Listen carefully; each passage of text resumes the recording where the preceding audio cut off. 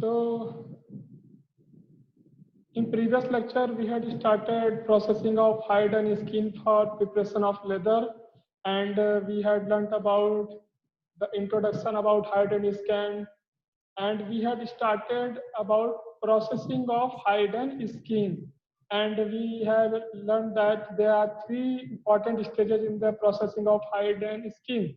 The first one is preparatory stages, second one is tanning, and third one is crusting. And in that, we have learned about the skinning operations, different types of flaying or skinning, and we have also learned the preparatory stages. What are the process we are following at preparatory stages. After that, we came across curing also, how curing will remove moisture, and how what are the different types of curing, how they are differing, and what is the time period they required for curing. So after that, we had came learnt about beam house operation. That is the intermediate processing between curing and tanning operation. So different procedures of beam house operation were also discussed. Okay, soaking also we have learned. So today we will start from wetting process. Wetting we have learned earlier, na? Wetting means we are treating the skin or hide and skin with purified agents or with some enzymes to remove the collagenous material and to produce them. Okay, so method of the wetting is also we have learned that we are using some caustic around pH of 8 to 8.5, and we are also using some enzymes obtained from pancreas. That's why we are increasing the pH to simulate the conditions of intestinal tract.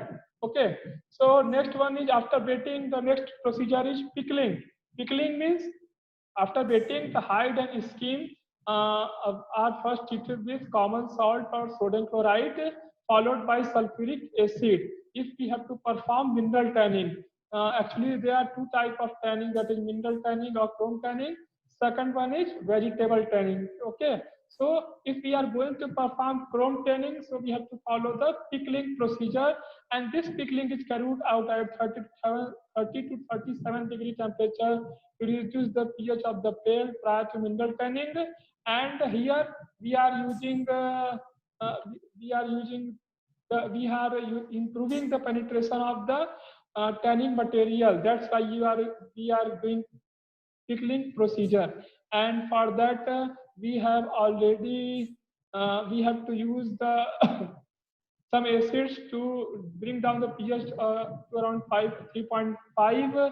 So as to facilitate mineral tanning agent, actually we are using chromium third compound. Chromium third compound is the tanning agent. We have to increase the penetration power, so we have to reduce the pH with the help of pickling procedure. And the most common acid which we are using is sulfuric acid, that is H2SO4, and with the help of salt we can enhance the penetration power of H2SO4. Okay, so this is regarding the pickling. After that, next broad procedure is tanning. Tanning, you know very well, it is a process that converts the protein of raw material of hide and skin into stable material which will not putrefy or rotten. Okay, so what is the basic difference between raw hide and tanned hide? Raw hide means if we are getting fresh hide and skin, and if we will not remove moisture, then it will be spoiled. Okay, during curing procedure, we are removing moisture for keeping it dry. If we will not cure this cured uh, if we will not tan this cured skin or hide, then it will be spoiled. So it is of no further use for us. Even more, if we will tan this cured skin hide with some chromium compound, then it will be converted into some irreplaceable material that will not spoil. It have a long shelf life. So this is the basic difference between raw hide and tanned skin. And the most commonly used tan material is chromium. Chromium third compound we are using, and during the process of tanning, this chromium third will be converted to chromium fourth that will bind to collagen fiber, and it will increase the capping. We will we will learn in, yeah, after some slides. So most common is chromium, and that's why when we are using chromium, the compound is called as wet glue. Okay. So leather tanning is the process of converting raw hide or skin into leather, and this hide and skin has a ability to absorb tannic acid and other chemical substances that prevent from putrefaction or decaying, that will make resistance to wetting supple or durable. And the surface of hide and skin contains hair or oil gland also. This is known as grain side, and this grain side is somewhat somewhat rougher appearance, and it is the flesh side of hide or skin is much thicker and softer. And in common practice, we are using three types of hide and skin normally for production of the leather, that is cattle, sheep, and goat. And even desert condition and some Southeast Asian country where camel rearing is common, so there we are also utilizing camel uh, that hide for production of leather. In Rajasthan, if you will go to Jodhpur, there you will get the slippers and shoes of camel leather. That is very cheaper in respect to cattle, sheep, and goat, because that is their traditional value. Okay. So tanning, actually, in tanning, what are the chemical reactions which are going to take place? Here, the chrome or tan agent is react with collagen fiber in the hide, and hide or chromium or alum, and the most common oxidation state of chromium which we are using is chromium 3, and we are also using vegetable tannins from specific bars, and these alums, intense formaldehyde, glutathione, and heavy oils are other tanning agents. So you have to remember two broad categories of tanning agent are used. First one is chemical category, in that chromium, third compounds, chromium, third compounds, alum, formaldehyde, glutathione, which we are using. And in second category is plant tannin, that is basically vegetable tannins, and we are obtaining it from some bark of trees. Okay, so first we will read about chrome tanning, that is also known as chemical tanning. Okay, so in that I was saying that chromium 3 plus compounds we are using, that is no commonly available as chromium sulfate. Okay, and it is the most efficient and effective tanning agent. When we are using this chromium sulfate, we are first dissolved into hexachromium, and which will be converted into some more oxidation state compound, that is chromium 4. Okay, and and during this there is a class linking of collagen subunit due to conversion of chromium 3 to chromium 4. And you know very well, yeah, and we have read very well that collagen has some specific amino acid that we call hydroxyproline. 13 to 14% it is there, and it allows significant cross linking by hydrogen bonding with collagen helical structure. And here also some ionized carboxyl group are formed by hydrolysis of collagen by the action of hydroxide during the lining process. And this ionized carboxyl group coordinate as ligands to the chromium centers. And during this tanning process, there will be the spacing, there will be increased space in the protein chain of collagen from 10 to 17 ampere. So we have to remember this in short chromium tanning. And before the introduction of basic chromium or chromium 3 in tanning, several steps are required. The first one is the pH must be very acidic. That's why we have to reduce the pH with the help of pickling procedure. You know, na HTSO4, we are reducing pH up to 3 to 3.5, by which the complex are formed, and there will be efficient tanning. Once the desired level of chromium penetration occur, we have to again raise the pH to facilitate the basification. First, we are reducing the pH. After that, we are increasing the pH. The increase in pH is known as basification. The decrease in pH is known as pickling procedure. And in the raw state, these chrome tanned skins are grayish blue, so are referred to as wet blue. And this chromium tanning is faster than vegetable tanning and produces a stretchable leather, which is excellent for use in handbags or garments, shoes, belt, leather, etc. Okay. And after application of chromium agent, we are using sodium bicarbonate to increase the pH. That is known as basification procedure. Okay, we are increasing the pH. That's why we are called it as basification procedure. And the pH increase is normally accompanied by gradual temperature increase of 40 degrees Celsius. Actually, when we are using sodium bicarbonate, na, so there is an increase. There will be increase in pH. Apart from that, there will be release of some carbon dioxide gases, and that reaction will be exothermic reaction. With the help of this exothermic reaction, the temperature will be increased up to 40 degrees Celsius.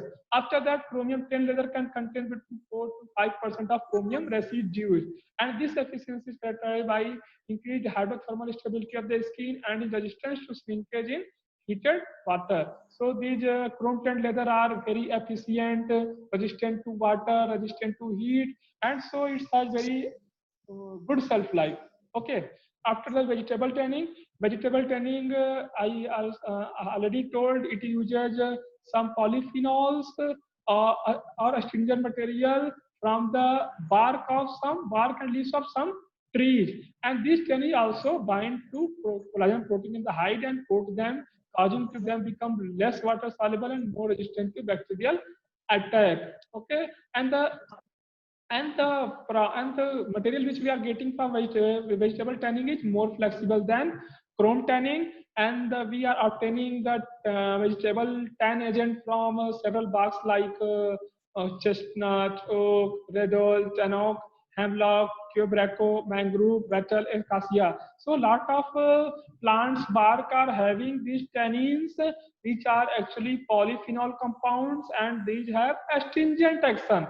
Astringent action means these have protein precipitating properties, and the hide are stretched or framed for several weeks in beds for increasing concentration of tannin. And vegetable tanned hide is not very flexible and is used for luggage, furniture, footwear, belt, and other clothing accessories. After tanning, the third most important step is crusting. Crusting is the process of thinning, retanning, and lubricating the hide or skin. And in this process, coloring operation is also included as a sub process, and the chemical added during crusting must to be fixed at a place. And the crusting may involve following procedure: tying, splitting, sieving, sorting, neutralizing, filling out, dyeing, greasing or oiling, drying, staking or finishing. So we will see all the procedure or definition one by one. Okay. So what is tying? Tying is the method of soaking tanned skin in warm potash, alum, and alluvial salt in conjunction with egg yolk, flour, or other salts to increase the leather pliability, suitability, softness, and quality. And if leather is air dried for several weeks, which allow it to stabilize. What will happen with the towing? The towing will cause the bleaching of the skin, and it will produce the white color skin. That's why pig and goat skin are actually subjected to the towing procedure, and this towing exposure and aging may cause slight yellowing over time, and if remains in wet condition, tall leather will suffer from decay. What I told now, the towing procedure is normally bleaching procedure, and we are normally using it pig skin or goat skin, or if we want to have a white skin color. So these skins are used for the preparation of the leathers of white ball, which we are using in cricket. This is also used for baseball. Okay, so these are the towing procedure, and so after that, splitting is nothing but it is the making a reduction of the leather thickness, which will produce some raw material in the last, which will call it as suede leather. Okay. After that, skiving procedure. Skiving is just to remove the irregularity from reverse side and leather to separate into color batches. And with the help of skiving, we are uh, we are after the skiving procedure, we are just sorting or categorizing leather into various categories. Okay, so after that sorting, the next step is neutralizing, dyeing or oiling or greasing. It is simply this, what we in this we are neutralizing the pH, we are adding coloring agent like aniline dyeing, and we are also smoothing the leather surface with grease. Okay, after that, drying. what the master, the hide and skin has had procured during the conversion to leather, it will be dried with the help of several procedures. And if we are following dry method, we are using vacuum, or if we are wet method, we will use some suction like conditions. After that, staking procedure. Staking means to following drying, the leather is mechanically staked in order to soften it. It is simply placing one leather one over other for just finishing purpose. That is staking. After that, last is finishing. Finishing means in last the material which we are getting, we have to give surface treatment, or we have to give polishing over the finished leather. That is known as finishing, and it will enhance the appearance. It will give a shiny appearance, and this will increase the cost or value of the hide and skin which we have converted into leather. And this art of finishing lies in working in wafer thin layer without disturbing the natural look at the stick etc. So finishing is simply we are putting some shining agent on the finished leather to increase in appearance, to increase its brightness, to increase its value. So this is regarding finishing. So this was regarding the leather, processing of hard and skin to leather. If you have any problem, you can ask. This बोलो। Sir examination फिर कब होगा sir? मतलब कल हुआ उसके बाद examination कल ले लेते हैं, फिर एक दो दिन पढ़ लेना, फिर दे देना, और क्या संडे को दे देना। ठीक। ओके। और उसमें ना सो मतलब कल के एग्जाम के लिए वो 2 स्लाइड पढ़ लो। क्या नाम है, एक तो फ्रेश और फ्रेश मिट की 2 स्लाइड दी हमने ना, तो उसमें रिसेंट थोड़ा सा देख लेना सब। और इस वाले में शुरू का देख लेना, रेंडरिंग वाली स्लाइड देख लेना, और पूछ लेना मेरे से, मैं बता दूंगा। उसमें भी 2 स्लाइड 2 पीपीटी पढ़ लेना, हो जाएगा। ठीक। फ्रेश मिट का 2 ही ना स्लाइड है सर? हाँ, फ्रेश मिट पे 2 है। स्लॉटर के लिए बोल रहा, स्लॉटर के लिए कई सारे, स्लॉटर के लिए कई सारी स्लाइड है ना, उसमें पूछ लेना क्या पढ़ना है, उसमें से पेपर बना दूंगा मैं। ठीक। ओके। चलो फिर खत्म करें। चलो ओके बाय। Okay bye.